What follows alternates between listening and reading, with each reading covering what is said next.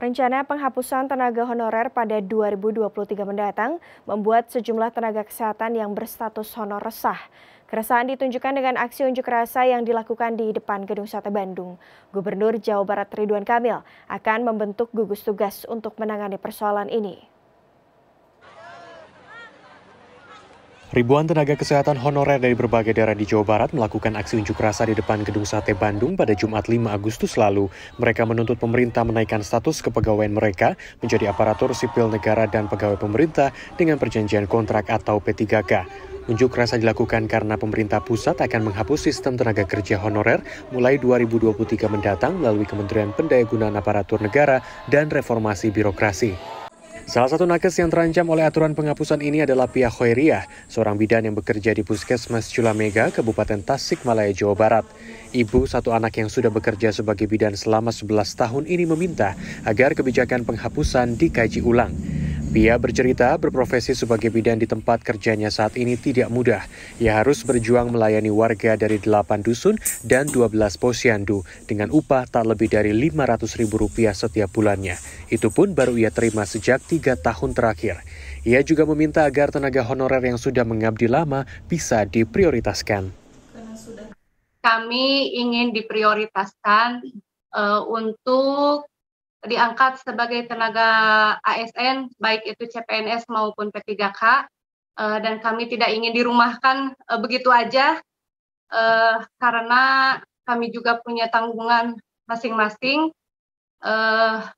dan kami ingin diprioritaskan untuk menggantikan pegawai ASN yang pensiun. Kursinya diprioritaskan untuk tenaga honorer yang ada yang sudah bekerja di pemerintahan. Selain Pia, menurut Forum Komunikasi Honorer Fasiankes Jawa Barat terdapat 63.000 tenaga honorer lain yang merasakan hal serupa. Sebagai bentuk usaha, pada Selasa 9 Agustus pagi, mereka melakukan audiensi dengan Gubernur Jawa Barat Ridwan Kamil. Pada kesempatan itu, mereka kembali menyampaikan berbagai keluhan dan aspirasinya mengenai status honorer yang akan dihapus mulai 2023 mendatang. Meski sudah dilakukan pertemuan, menurut salah satu perwakilannya belum ada solusi yang diberikan. Kami sangat memahami ketika Pak Gubernur membutuhkan waktu untuk membuat tim di dalam mencari solusi untuk permasalahan-permasalahan yang terkait dengan adanya PP 49 2018 ini.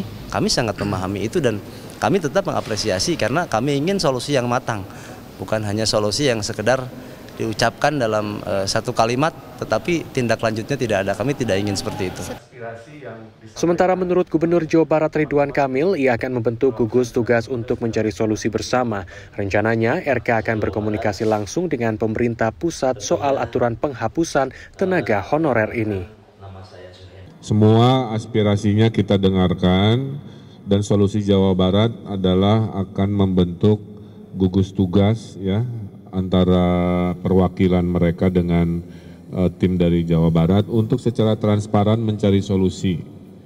Kalau itu kewenangan pusat, kita berjuang sama-sama ke pusat. Kalau kewenangan provinsi, kita cari solusi di provinsi. Kalau kewenangannya Bupati Wali Kota, kita bikin edaran dan lain sebagainya.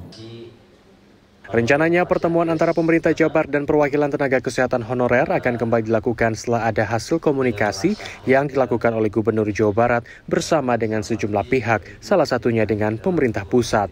Tim Liputan CNN Indonesia, Jawa Barat.